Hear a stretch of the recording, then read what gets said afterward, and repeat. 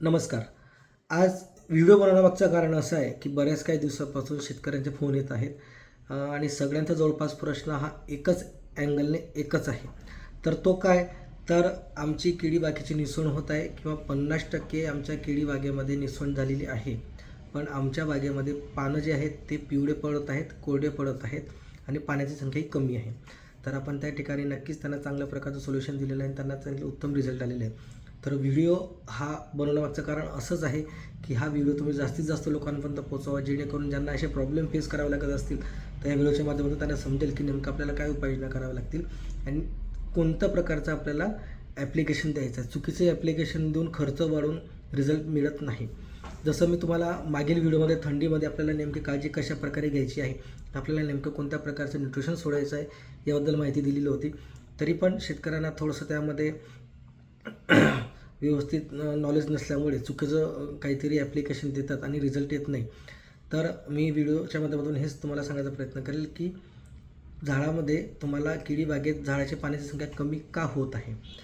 जसं मी तुम्हाला सांगितलेलं होतं, थंडीमध्ये जर केळी बागेमध्ये केळीच्या मुळा जर थंड्या पडत असतील आणि जर तुम्ही त्याला जर व्यवस्थित नीट ॲप्लिकेशन देत नसाल तर न्यूट्रिशन असूनसुद्धा ॲप्लिकेशन होणार नाही आणि त्या ठिकाणी अशा स्टेजला कुठल्याही झाडाला झाड घड तयार करण्याकरता ताकदही लागत असते मित्रांनो. अन्नद्रव्य झाडाला लागणारच आहे. तर मग त्यावेळेला नॅचरल प्रोसेस आहे.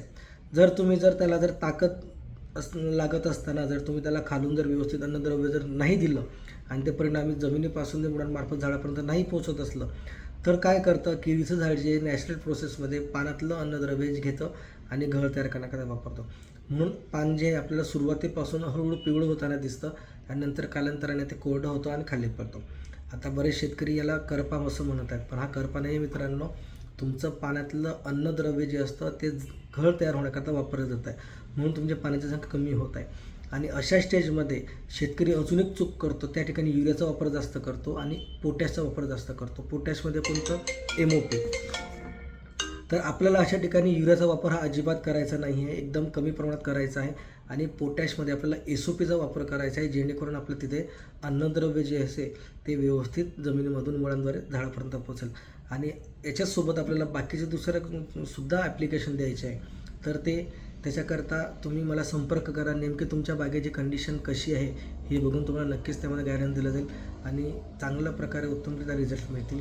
चुकीचं अन्नद्रव्य, चुकीचं ॲप्लिकेशन देऊन तुमची बागेची दिवस जे आहे ते घालवू नका. तर याचकरता खाली दिलेल्या नंबरवर संपर्क करा. अशा कोणाची काही समस्या असतील तर मला फोन करा, बिनधास्त विचारा. नक्कीच तुम्हाला त्यावरती मार्गदर्शन दिलं जाईल. धन्यवाद.